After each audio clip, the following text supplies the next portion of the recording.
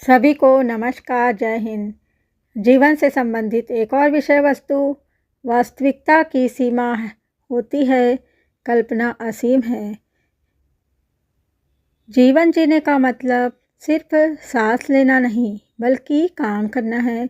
इसका सही मतलब है अपने अंगों, अपनी इंद्रियों, अपनी क्षमताओं, अपने सभी अंगों का इस्तेमाल करना, जो हमें हमारे अस्तित्व की भावना देते हैं। सबसे ज़्यादा जीने वाला व्यक्ति वह नहीं है जिसने सबसे ज़्यादा साल गिने हैं, बल्कि वह है जिसने जीवन को सबसे ज़्यादा महसूस किया है। हमें अपने दिल की भावनाओं को जानना होगा। हमें उन लोगों की तरह नहीं बनना चाहिए जिन्हें हमने देखा है। अगर हम बेहतर नहीं हैं, तो कम से कम अलग ज़रूर है। प्रकृति ने हमें जिस सांचे में डाला है, उसे नष्ट करके हमने गलत काम किया है। इसका फैसला मुझे पढ़ने के बाद ही हो सकता है।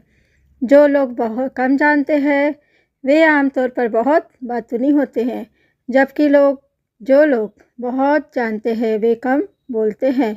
इस वास्तविकता की दुनिया की अपनी सीमाएं हैं। कल्पना की दुनिया असीम है। प्रकृति ने हमें खुश और अच्छा बनाया है, और अगर हम ऐसे नहीं हैं, तो यह समाज की गलती है। हर व्यक्ति स्वतंत्र पैदा होता है और खुद का स्वामी होता है। जो लोग खुद को दूसरों का मालिक समझते हैं, वास्तव में वे उनसे भी बड़े गुलाम हैं।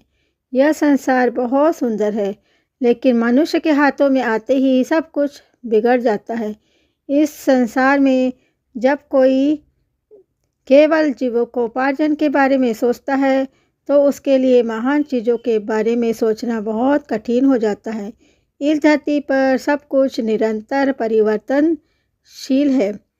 कोई भी चीज़ हमेशा एक जैसी नहीं रहती है, और हमारे स्नेह हमारे बाहर की चीज़ों से जुड़े होने के कारण अनिवार्य रूप से बदलते हैं और समाप्त हो जाते हैं।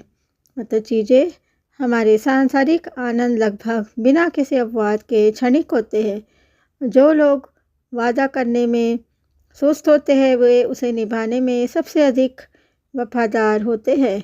कौन सी चीज़ें ज़रूरी है, कौन सी चीज़ें कम ज़रूरी है, और कौन सी चीज़ें जानना पूरी तरह से अनावश्यक है। सबसे ज़रूरी ज्ञान यह है कि कैसे अच्छी तरह से जिया जाए, यानी अपने जीवन में कम से कम बुराई और ज़्यादा अच्छाई कैसे पैदा की जाए। आजकल लोग बेकार के विज्ञान पढ़ते हैं और सबसे ज़रूरी ज्ञान का अध्ययन करना भूल जाते हैं। मिलनसार व्यक्ति अपने से बाहर रहता है। वह केवल दूसरों की राय में ही जीना जानता है। यूँ कहे कि केवल उनके लिए निर्णय से ही वह अपने अस्तित्व का बोध प्राप्त करता है। हम कमज़ोर पैदा होते हैं, हमें ताकत की ज़रूरत होती है। असहाय होने पर हमें सहायता की ज़रूरत होती है। मूर्ख होने पर हमें तर्क की ज़रूरत होती है। हमें गतिशील होना पड़ेगा, क्योंकि जब हम एक स्थान पर टिके होते हैं, तो मुश्किल से ही हम कुछ नया सोच पाते हैं। दिमाग को गतिशील रखने के लिए शरीर को गतिशील रखना पड़ता है। उन लोगों को ध्यान से सीखना चाहिए कि बहुत सारा श्रृंगार केवल दोषों को छिपाने के लिए किया जाता है, और असल सुंदरता की जीत स्वयं चमकने में ही है। परिवर्तन ही जीवन है। इसकी एक अच्छी कहानी मैं आपको बता रही हूँ। रामकृष्ण परमहंस के शिष्य मास्टर कई दिनों से एक ही समय पर उनके दर्शन के लिए निरंतर आ जाते थे। मास्टर उन्हें समाधि की अवस्था में भाव विभोर होकर देखते रहते थे। लेकिन आज जब उन्होंने स्वामी जी के कमरे में प्रवेश किया, तो माहौल बिल्कुल अलग था। श्री रामकृष्ण अपने कमरे में एक तख्त पर बैठे थे। पास ही चटाई थी। वहाँ पर नरेंद्र, भवनाथ तथा एक दो अन्य लोग बैठे थे। सभी हंसी मजाक कर रहे थे। मास्टर को देखते ही स्वामी जी बोले, यह देखो, ये फिर आ गया। इस पर सभी हंसने लगे। स्वामी जी ने मजाक करते हुए कहा, एक मोर को किसी ने 4 बजे अफीम खिला दी। दूसरे दिन भी वह अफीमची मोर वहाँ ठीक 4 बजे पहुँच गया। उसी मोर की तरह यह भी ठीक समय पर पहुँच गया है। इस पर सभी फिर हंसने लगे। लेकिन मास्टर ने कहा, आप ठीक कह रहे हैं। घर में जाता हूँ तो मन यही लगा रहता है। मास्टर स्वामी जी को देखकर सोचने लगे कि कितना अद्भुत चरित्र है इनका। कल जब इन्हें देखा था तो ये समाधि की गहन अवस्था में थे और आज 5 वर्ष के बालक की तरह हंस रहे हैं।